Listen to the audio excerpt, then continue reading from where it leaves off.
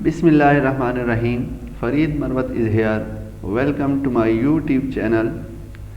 In this lecture, I will explain gene expression and the first step of gene expression, that is called transcription. For gene expression, there is central dogma. Central dogma explains how gene is expressed. According to central dogma, DNA makes protein through an intermediate RNA. For expression, gene or DNA makes protein, and that protein is made with the help of RNA. It is the mechanism, or it is the way by which gene is expressed. Information from DNA flow to protein and not from protein to DNA. For the synthesis of protein, information are present on DNA. According to this information, protein is formed. Information flow from DNA to protein and not from protein to DNA. So, if there is change in DNA, it will result in change in protein. But if protein is changed, there is no change in DNA. DNA can affect protein, but protein does not affect DNA.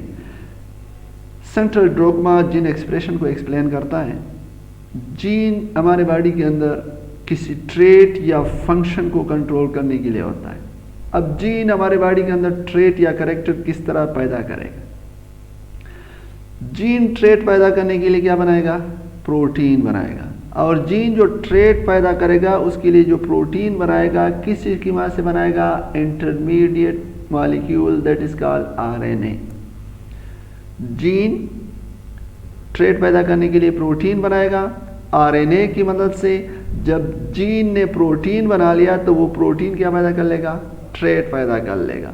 Gene जब trait पैदा करता है हम कहते हैं gene express हो गया. तो जीन एक्सप्रेशन के लिए प्रोटीन बनाएगा आरएनए की मदद से. इस तरीके से जीन अपने आप को एक्सप्रेस कर लेता है. और ये जो जीन की एक्सप्रेशन के मैकेनिज्म को एक्सप्लेन कर रहा है, इस कंसेप्ट को बोला जाता है सेंट्रल डोग्मा. तो इसका मतलब ये है कि जीन जब कोई कैरेक्टर पैदा करेगा तो उसके लिए प्रोटीन बनाएगा. प्रोटीन किसी की मदद से बनाएगा?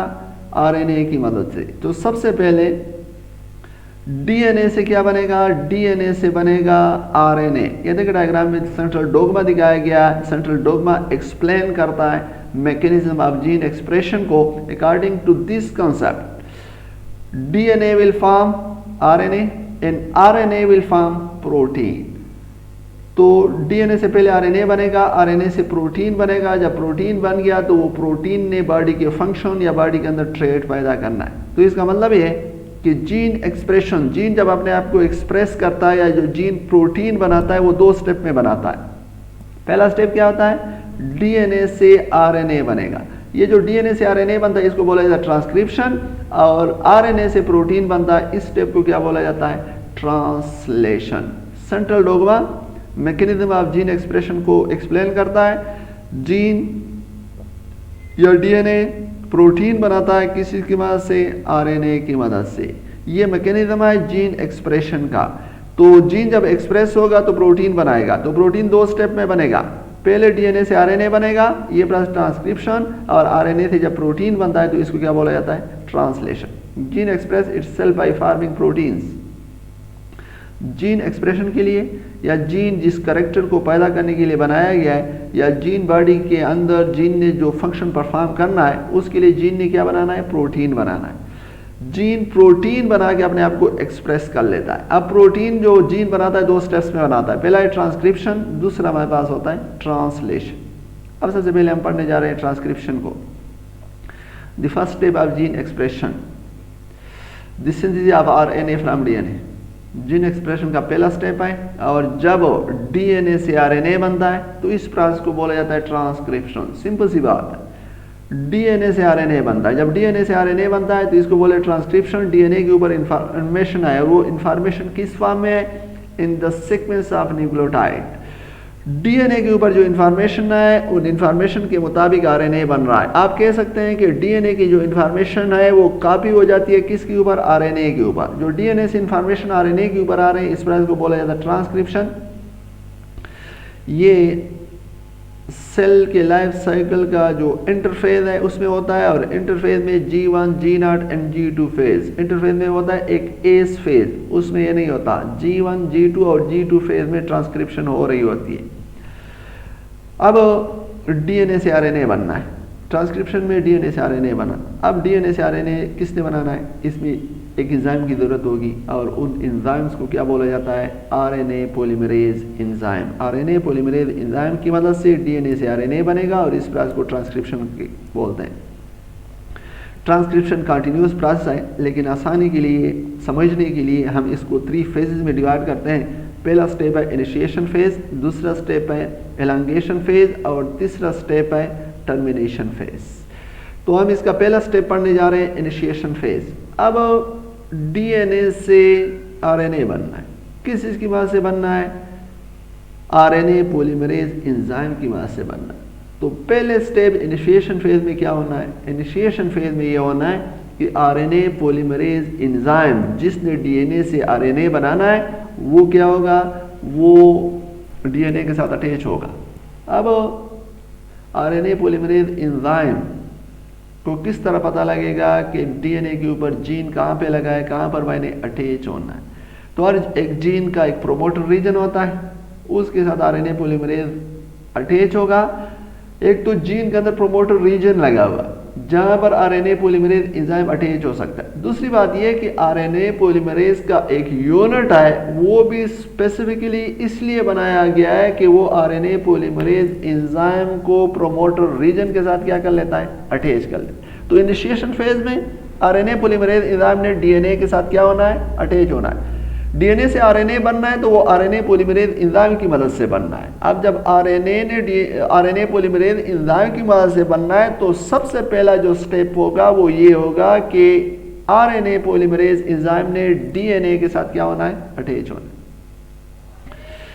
इनिशिएशन फेज में आरएनए पॉलीमरेज एंजाइम और जीन के प्रोमोटर रीजन के साथ अटैच हो जाता है। प्रोमोटर रीजन क्या है, ये जीन का रेगुलेटरी रीजन है और इसके अंदर स्पेसिफिक बाइंडिंग साइट होते हैं। प्रोमोटर रीजन के अंदर स्पेसिफिक न्यूक्लियोटाइड सीक्वेंस लगा होता है और वो न्यूक्लियोटाइड सीक्वेंस इस तरह का है कि उसके साथ आरएनए पॉलीमरेज क्या हो सकता है, अटैच हो सकता है। अब ये जो प्रोमोटर रीजन है, प्रोकैरियोटिक के अंदर ये जो बाइंडिंग साइट है उसके अंदर जो स्पेसिफिक न्यूक्लियोटाइड सीक्वेंस की जो मैंने बात की वो किस पर मुश्तमिल है, इसको बोलते हैं TATA-AT, और इसको हम -10 सीक्वेंस भी बोलते हैं। और एक दूसरा सीक्वेंस होता है TTGA-CA, इसको -35 सीक्वेंस भी बोलते हैं। प्रोकैरियोटिक के जो जीन होते हैं उसके प्रोमोटर रीजन में टाटा 8 या TT-GACA रीजन ये जो कहना लगे होंगे, और एक को -10 सीक्वेंस, दूसरे को -35 सीक्वेंस। आरएनए पॉलीमरेज प्रोकैरियोटिक का जो प्रोमोटर रीजन के अंदर या तो -10 सीक्वेंस है या -35 सीक्वेंस है, और ये दोनों जो कह रहे हैं दोनों में से एक लगा होगा। आरएनए पॉलीमरेज एंजाइम इस सीक्वेंस के साथ अटैच होगा, लेकिन ये सीक्वेंस जीन के प्रोमोटर रीजन में होगा। यूकैरियोट्स के अंदर टाटा बॉक्स होता है और इसको -25 सीक्वेंस या इसके अलावा केट बॉक्स होता है जिसको -70 सीक्वेंस बोलते हैं। यूकैरियोट के जो जीन होगा, जीन से पहले जो प्रोमोटर रीजन होगा उसके अंदर या तो TATA box, RNA polymerase TATA box के साथ अटैच होगा। कुछ जीन के प्रोमोटर रीजन के अंदर केट बॉक्स होता है तो वो आरएनए पॉलीमरेज केट बॉक्स के साथ जो है ना अटैच हो जाता है। टाटा बॉक्स और केट बॉक्स या टाटा 8 या TT-GACA ये बेसिकली तो न्यूक्लियोटाइड है, लेकिन उसके साथ ये जो हम लिख रहे हैं -10, -35, -25, -70 सीक्वेंस, ये क्यों लिख रहे हैं? -10, -35 means the sequence are located approximately how many nucleotide before the transcription start part of the gene। जहाँ से ट्रांसक्रिप्शन स्टार्ट होनी है, जहाँ से मैसेंजर आरएनए बनना है, उससे फॉर एग्जाम्पल -10 का मतलब ये है कि उस जगह से -10 न्यूक्लियोटाइड पहले ये न्यूक्लियोटाइड लगा होता है, ये सीक्वेंस लगी होती है। -35 से मुराद ये है कि जहाँ से ट्रांसक्रिप्शन स्टार्ट होनी है, वहाँ से 35 न्यूक्लियोटाइड अगर आप लेफ्ट की तरफ चले जाएं, पहले वो जो रीजन हो गया उसके अंदर ये मौजूद होगी। डायग्राम के जरिए हम इसको समझने की कोशिश करेंगे। ये देखें, ये है स्टार्ट ऑफ ट्रांसक्रिप्शन। ये यहाँ से आप जो है ना इस तरफ आ जाएं तो यहाँ पर जो है ना इतने न्यूक्लियोटाइड इस तरफ आ जाएं तो यहाँ पर टाटा 8 या ये रीजन जो है ना उसने दिया हुआ है। यहाँ से आप जो है ना इस तरफ आए तो ये रीजन जो है ना उसने दिया हुआ है। तो ट्रांसक्रिप्शन जहाँ से स्टार्ट होती है, ट्रांसक्रिप्शन से इतने न्यूक्लियोटाइड इस तरफ, अगर ये इस तरफ होते राइट साइड पे होते तो उसके साथ प्लस हम लगाते, लेकिन ये लेफ्ट साइड के ऊपर आए, ट्रांसक्रिप्शन से पहले जो रीजन है उसके अंदर मौजूद होते हैं। और ये स्टार्ट ऑफ ट्रांसक्रिप्शन और ये जो पहला जो रीजन है इसको हम प्रोमोटर रीजन जीन का बोलते हैं। इस प्रोमोटर रीजन के अंदर ये सीक्वेंस अभी जो ये हमने बात कर रहे हैं, ये हमारे पास जो है ना ट्रांसक्रिप्शन रीजन है जहाँ से मैसेंजर आरएनए बनना है। यहाँ से आप लेफ्ट साइड की तरफ जाए तो ये टाटा 8 लगा हुआ है, TAT AAT। तो ये जो है ना यहाँ से 10 न्यूक्लियोटाइड इस तरफ है। बिल्कुल इसी तरह इसको देखें, TT GACA, ये बेसिकली क्या है, उस स्टार्ट ऑफ ट्रांसक्रिप्शन पॉइंट से -35 न्यूक्लियोटाइड आप इस तरफ आएंगे तो वहां पर जो है ना ये लगा होता है स्टार्ट ऑफ ट्रांसक्रिप्शन रीजन से 10 न्यूक्लियोटाइड आप इस तरफ आ जाएं। चूंकि ये ट्रांसक्रिप्शन रीजन से पहले होते हैं और -10 से मुराद ये है कि 10 न्यूक्लियोटाइड पहले, -35 से मुराद है कि ट्रांसक्रिप्शन रीजन से 35 न्यूक्लियोटाइड पहले ये जो है ना रीजन या ये न्यूक्लियोटाइड की सीक्वेंस वहाँ पे लगी होती है। तो ये जो ट्रांसक्रिप्शन रीजन से पहला रीजन है जीन का, ये प्रोमोटर रीजन कहलाता है। आरएनए पॉलीमरेज एंजाइम ने डीएनए से आरएनए बनाना है। अब आरएनए पॉलीमरेज एंजाइम जीन का जो प्रोमोटर रीजन है उसके अंदर स्पेसिफिक सीक्वेंस होती है, उस सीक्वेंस के साथ ये जो है ना अटैच होता है। ये सीक्वेंस कुछ जीन के अंदर -10 है, -35 है या मुख्तलिफ, जिस तरह के हमने टाटा बॉक्स, केट बॉक्स के बारे में पढ़ा। तो वो जो है ना ट्रांसक्रिप्शन रीजन से इतने नंबर ऑफ न्यूक्लियोटाइड पहले आता है। चूँकि ये ट्रांसक्रिप्शन रीजन से ये न्यूक्लियोटाइड सीक्वेंस पहले होता है, इसी वजह से हम इसको क्या बोलते हैं, -35। और ये ट्रांसक्रिप्शन रीजन के बाद अगर आ रहा होता तो इसको हम क्या बोलते थे, प्लस का साइन लगाते। आरएनए पॉलीमरेज एंजाइम के अंदर 4 सब यूनिट्स है, alpha, beta, beta and sigma factor. इसमें जो पहले 3 सब यूनिट है वो बेसिकली किस में इन्वॉल्व है, वो डीएनए से आरएनए बनाता है, इसी वजह से इसको कोर एंजाइम बोलते हैं। इसके अंदर जो सिग्मा फैक्टर है, सिग्मा फैक्टर का सिर्फ ये काम होता है कि आरएनए पॉलीमरेज को प्रोमोटर रीजन के अंदर जो स्पेसिफिक न्यूक्लियोटाइड सीक्वेंस है आरएनए पॉलीमरेज एंजाइम को उधर अटैच कर लेता है, उसके बाद ये रिलीज हो जाता है।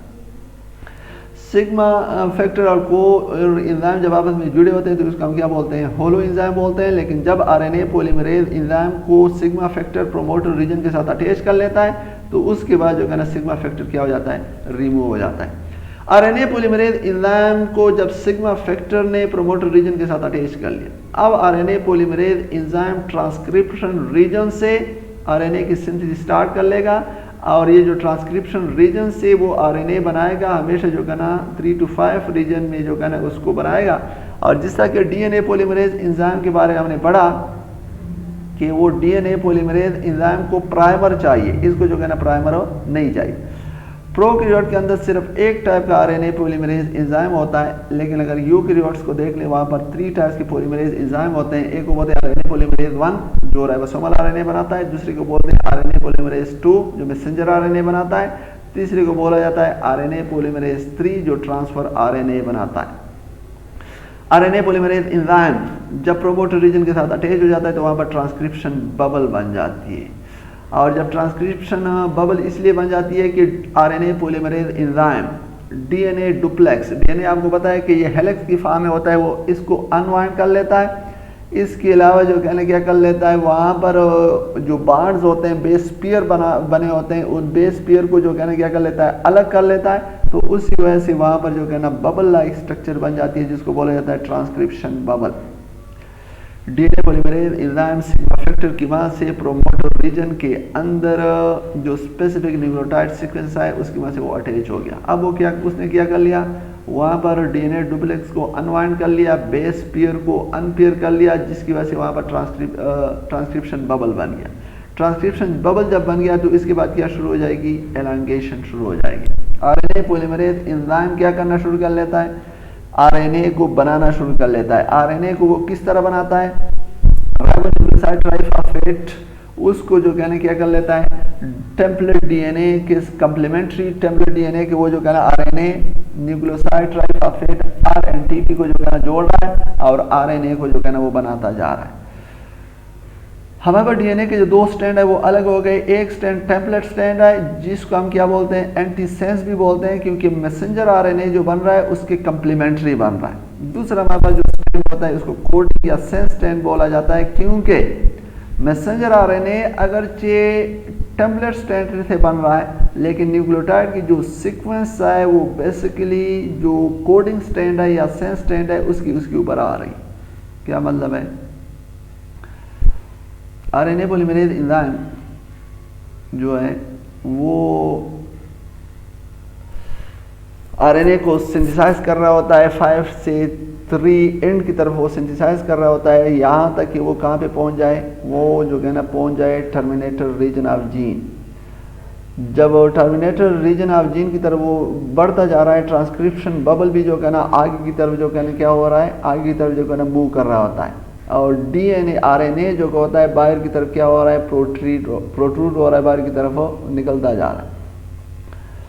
ये प्रोसेस उस वक्त तक कंटिन्यूस रहता है जब तक आरएनए पॉलीमरेज एंजाइम कहाँ तक ना पहुँच जाए, टर्मिनेटर रीजन पे ना पहुँच जाए। टर्मिनेटर रीजन तक आरएनए पॉलीमरेज एंजाइम जो न्यूक्लियोटाइड को आपस में जोड़ता जा रहा है और आरएनए बना रहा है। आरएनए जो वो बनाएगा 5 से 3 एंड की तरफ बनाएगा, मतलब कि बाहर की तरफ आरएनए का 5, अंदर की तरफ जो है इसका क्या होता है 3 एंड होता है। ये प्रोसेस कंटिन्यू होता है और ये ट्रांसक्रिप्शन बबल भी जो कहना आगे की तरफ मूव करता जा रहा है। कहाँ किसकी तरफ जा रहा है, टर्मिनेशन पॉइंट की तरफ जा रहा है। ये प्रोसेस उस वक्त तक कंटिन्यू रहता है जब तक यहाँ पे ना पहुँच जाए, टर्मिनेशन रीजन पे ना पहुँच जाए।